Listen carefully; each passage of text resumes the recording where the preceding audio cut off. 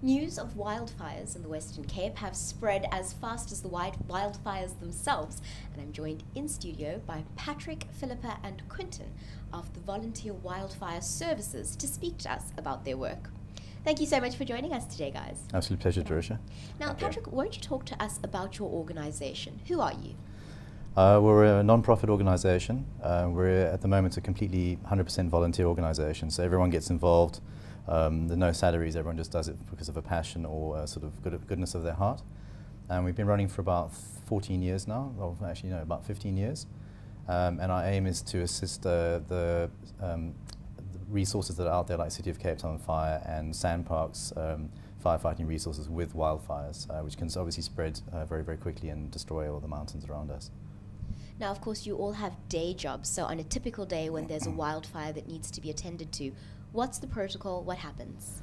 When there's a fire breaks out, it'll get reported into Sandparks, and our sort of head of planning will speak with the Sandparks representative, and they'll decide whether or not they need extra resources. And if they do, then they'll do an SMS call out, which goes through all of us via our phones. And if you can respond to the fire, you basically reply with your name and what time you'll get to base. And then you get in your car and you head through to base. Arrive there, we kit check, get the guys in the first team in the Land Rovers, and we head out to the fire. So it's a respond if you can, and most of the time the guys have good relationships with the people they work with as to getting out. Philippa, once you get onto the scene of the fire, what happens next? So, I mean, it depends on the fire, obviously.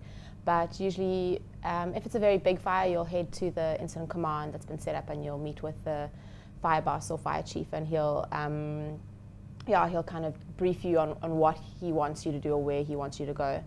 Often in the fires that are in the evening, like 2 o'clock in the evening, in the morning, things get a bit more messy, so you just try, you arrive there and chat to who's ever kind of first on scene to, get instructions on where you should go and what you should do.